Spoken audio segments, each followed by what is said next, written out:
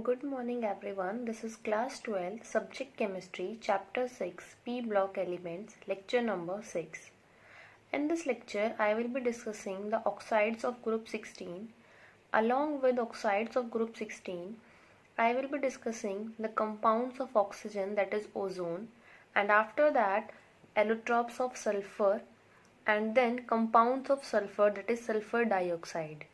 And in the end of this lecture, I will be discussing the homework that I gave you in lecture number 5. Now we will start with simple oxides. So first we need to understand what are oxides.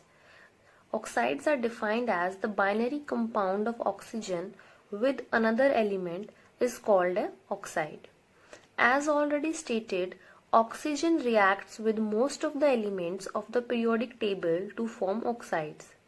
In many cases, one element forms two or more oxides, and the oxides vary widely in their nature and properties.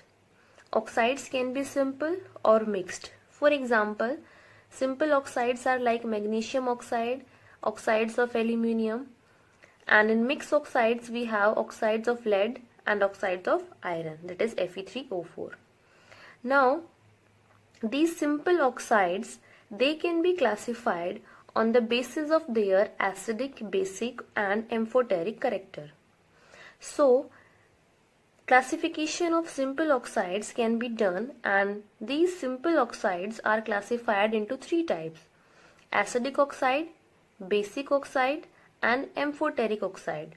Now one by one we will discuss all the three types of oxides. So first we start with acidic oxide. Now what are acidic oxides? So an oxide that combines with water to give an acid is termed as acidic oxide.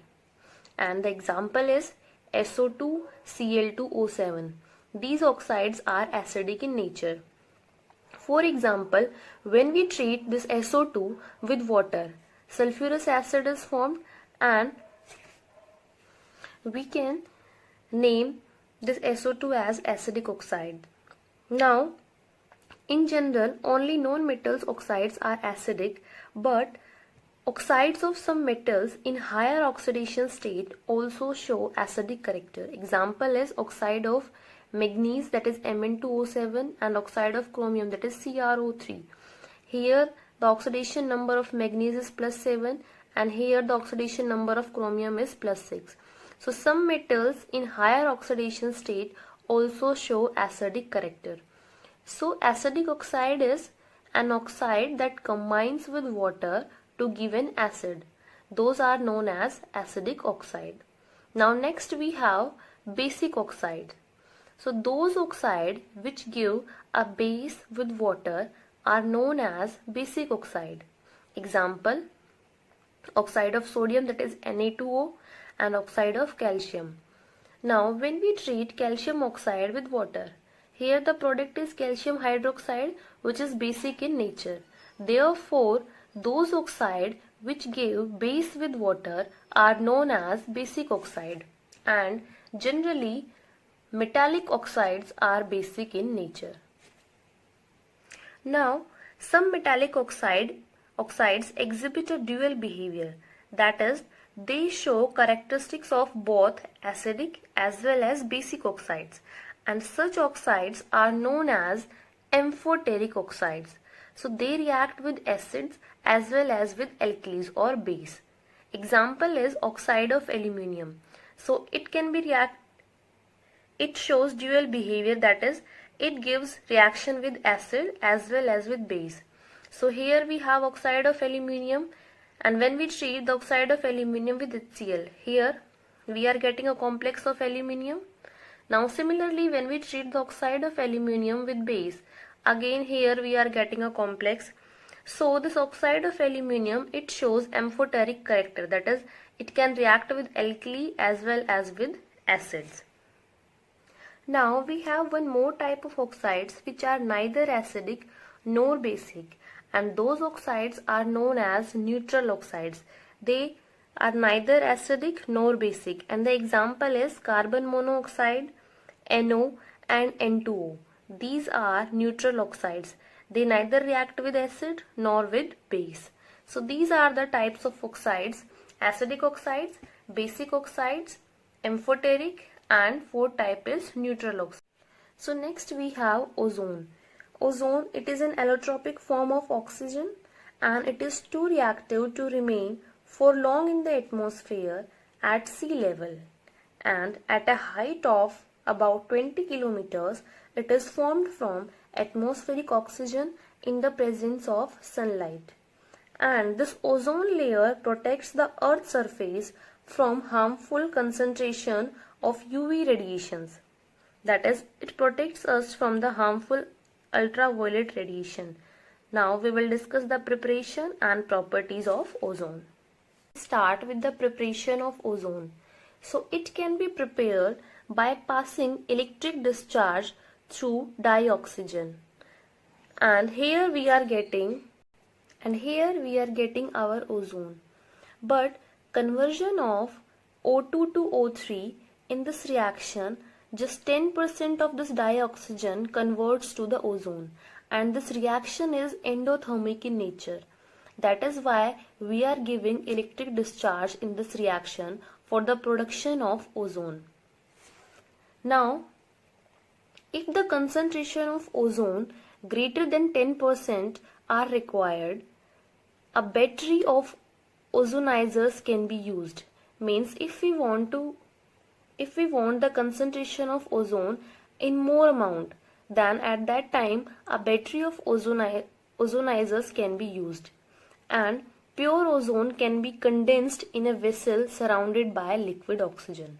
So this is the preparation of ozone.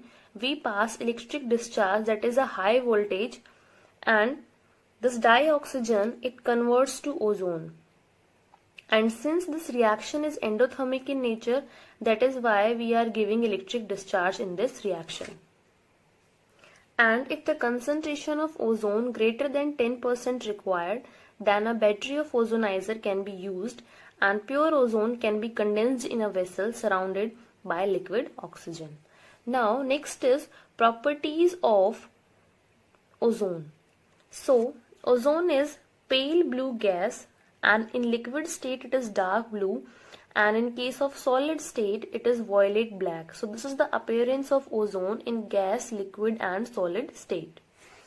Next is ozone has a characteristic smell, and in small concentration it is harmless. However, if the concentration rises about 100 parts per million, then breathing becomes uncomfortable, resulting in headache and nausea. So if the concentration is above 100 parts per million, then this ozone causes headache and nausea, whereas in small concentration it is harmless. Next is O3 is thermodynamically unstable with respect to oxygen. That is, this O3, it decomposes into O2, and when we compare the delta G, so this reaction is highly spontaneous, and when this O3 converts to O2, a large negative Gibbs energy change occurs. Now if we apply the Gibbs equation, that is delta G equals to delta H minus T delta S. So if we calculate the entropy, so here we have 3 moles of gas and here we have 2 moles of gas. So delta S is positive, and when this O3 converts to O2, this decomposition results in the liberation of heat, that is delta H is negative. So overall delta G comes out to be negative, and this O3 is unstable as compared to O2. So it will decompose into O2. Next is this ozone, it acts as an oxidizing agent, and this is due to the presence of nascent oxygen. When this O3 decomposes, it converts to O2 and oxygen atom. Now this nascent oxygen is responsible for the oxidizing character. An example is it is used to oxidize lead sulfide to lead sulfate, and iodide ions to iodine. That is, here we have lead sulfide. When we treat lead sulfide with ozone, here we are getting lead sulfate plus O2 gas. So here O3 acts as an oxidizing agent, and in case of iodide ions, so this O3 converts iodide ion to iodine, and this iodine, liberated iodine, if we treat with standard solution of Na2S2O3, that is sodium thiosulfate. Now first we are using this ozone act as an oxidizing agent, so it converts I negative ion to I2, and this liberated I2 is titrated against standard solution of sodium thiosulfate. So from here we can calculate the amount of O3. So this reaction is the quantitative method for estimating O3 gas. First of all, this I negative, it will convert to I2, and when this I2 is titrated against a standard solution of Na2S2O3, that is sodium thiosulfate. So from here we can calculate the amount of O3 gas. So this is how we calculate the quantitative, or this is how we estimate the amount of O3 gas. Next property is O3 rapidly combines with nitrogen oxides, and the possibility that nitrogen oxide emitting from the exhaust system of supersonic jet aeroplanes might be slowly depleting the concentration of ozone layer in the upper atmosphere, that these nitrogen oxides are responsible for the depletion of ozone layer because these oxides rapidly combine with ozone and converts to NO2 and oxygen gas. Therefore, this is one of the reasons of depletion of ozone. Now, another threat to this ozone layer is probably posed by the use of freons, which are used in aerosol sprays and as a refrigerants. So the gases which are used in refrigerants, they also cause ozone depletion. Now, next is structure of ozones. So ozone has angular structure, and here we have one oxygen-oxygen double bond and one oxygen-oxygen single bond. And we can also draw the resonating structure by shifting this double bond between these two oxygen atoms, and here we are getting oxygen-oxygen double bond between these two oxygen atoms, and here we have single bond between these two oxygen atoms. So the bond length of these two bonds are equal because they both possess double bond character. So the bond length is 128 picometer, and the bond angle between these oxygen and this oxygen atom is 117 degree. Due to resonance, these two bond lengths are equal. So this is all about the structure of ozone. Next we have uses of ozone. So this ozone is used for bleaching purposes, for bleaching oils, starch, etc. And it also acts as an oxidizing agent, and it is also used in the manufacture of potassium permanganate. So this is all about ozone. Now next topic is sulfur allotropic forms. So sulfur forms a numerous allotropes, out of which yellow rhombic sulfur, that is also known as alpha sulfur, and monoclinic, that is beta sulfur forms are most important. The stable form at room temperature is rhombic sulfur, which transforms to monoclinic sulfur when heated above 369 Kelvin.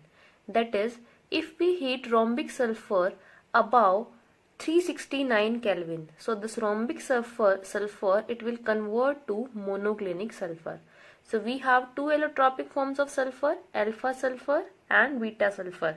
Alpha is known as rhombic sulfur and beta is known as monoclinic sulfur. So below 369 Kelvin rhombic sulfur exists, above 369 Kelvin monoclinic sulfur exists, and at 369 Kelvin these two forms are in equilibrium. That is, both alpha and beta form exist, and this temperature is known as transition temperature. that is 369 Kelvin is the transition temperature for alpha and beta sulfur, and at this temperature both the forms are in equilibrium, and if we heat above 369 Kelvin it will convert to monoclinic sulfur, and if the temperature is below 369 Kelvin then rhombic sulfur exists. So first allotropic form is rhombic sulfur, which is also known as alpha sulfur. This allotrope is yellow in color and it is insoluble in water, whereas it is readily soluble in carbon disulfide, and the extent of solubility of rhombic sulfur is very less in benzene, alcohol and ether. This rhombic sulfur can be prepared by the evaporation of solution of roll sulfur in carbon disulfide. That is, this rhombic sulfur is prepared by the evaporation of solution of roll sulfur. Roll sulfur is sulfur in the forms of rods. So when we take sulfur in carbon disulfide in a china dish and when we evaporate the solution, we will get our rhombic sulfur. And this is the structure of rhombic sulfur. We have acid molecules in rhombic sulfur and the shape is, and it has crown like shape. So this is all about rhombic sulfur. Next we have monoclinic sulfur, that is beta sulfur. Similarly, it is soluble in carbon disulfide, as rhombic sulfur is also soluble in carbon disulfide, and this monoclinic sulfur is prepared by melting rhombic sulfur in a china dish and cooling. That is, when we heat rhombic sulfur melt, and when we cool then we will get our monoclinic sulfur, and this form is stable about 369 Kelvin, and it has also acid molecules and it has crown like shape. Now next we have also one more form of sulfur, that is cyclo-S6. That is the structure of cyclo-S6. It exists in the chair form and the bond length between two sulfur atoms is 205.7 picometer, and the angle between this sulfur and sulfur, this angle is 102.2 degree. So this is the another form of sulfur, allotropic form. Now at higher temperature, that is nearly 1000 Kelvin, this sulfur exists in the form of S2. That is, this S2 is the dominant species and it is paramagnetic like O2. O2 is paramagnetic because it has unpaired electron in antibonding orbitals. On the similar basis, when we draw the molecular orbital diagram for S2, so this S2 has two unpaired electron in the pi star, that is antibonding orbital, and that is why it shows paramagnetic behavior like dioxygen. So these are the allotropic forms of sulfur. We have alpha sulfur, that is known as rhombic sulfur, monoclinic sulfur, that is also known as beta sulfur, and we have one more form, that is cyclo-S6. Now next we have compounds of sulfur, and the first compound is sulfur dioxide. So first of all we will discuss the preparation of sulfur dioxide, and after that we will discuss the properties. So first is sulfur dioxide is formed together with a little 6 to 8% sulfur trioxide when sulfur is burnt in air or oxygen. So this is the first preparation. Sulfur plus oxygen is giving sulfur dioxide. Next preparation is in laboratory. It is readily generated by treating sulfite with dilute sulfuric acid. So this is the laboratory preparation for sulfur dioxide, and industrially it is produced by product of the roasting of sulfide ores. That is, when we do the roasting of sulfide ores, at that time sulfur dioxide gas will be produced. So here we have the ore of iron, it is iron sulfide. So when we treat iron sulfide in presence of oxygen, roasting is what? Heating of sulfide ores in presence of oxygen or in regular supply of oxygen. Here this sulfide, it will convert to oxide and SO2 gas is produced. So these are the three preparation method by which sulfur dioxide is produced. Now next is Properties of sulfur dioxide. Sulfur dioxide, it is a colorless gas with pungent smell, and this is highly soluble in water. That is, SO2 has high solubility in water. Now, when sulfur dioxide passed through water, it forms a solution of sulfurous acid. That is, the reaction SO2 plus H2O is giving sulfurous acid.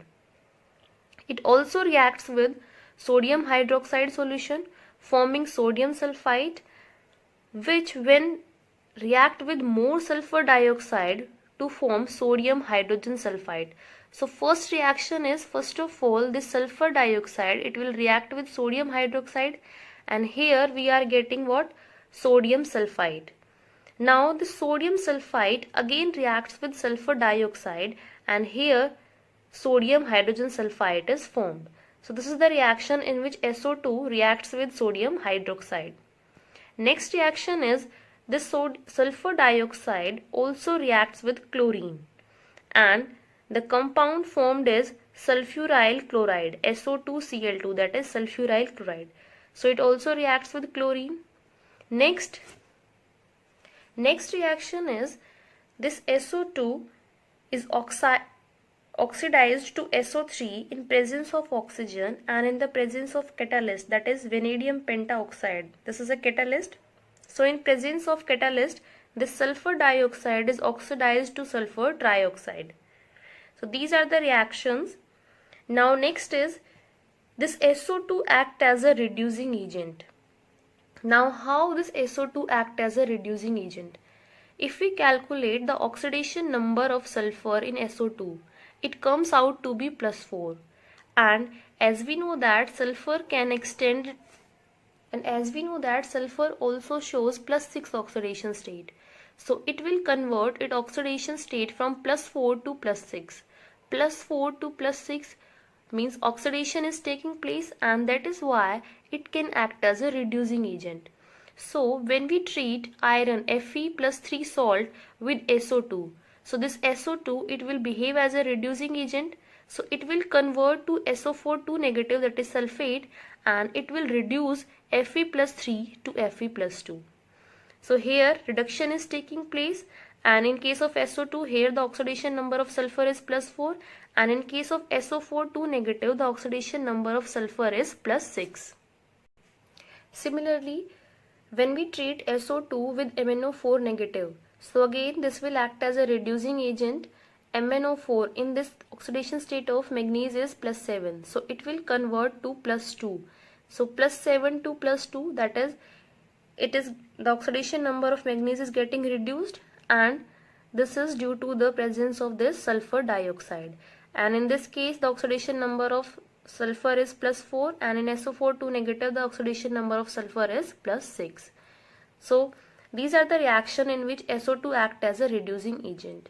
Next is structure of SO2. Now again, the structure of SO2 is angular. It has angular shape, and the two sulfur oxygen bond lengths are equal, and this can be explained on the basis of resonance. Because of resonance, these two double bond sulfur oxygen bond lengths are equal and possesses double bond character. So this double bond, this delocalize between these two bonds, and this is the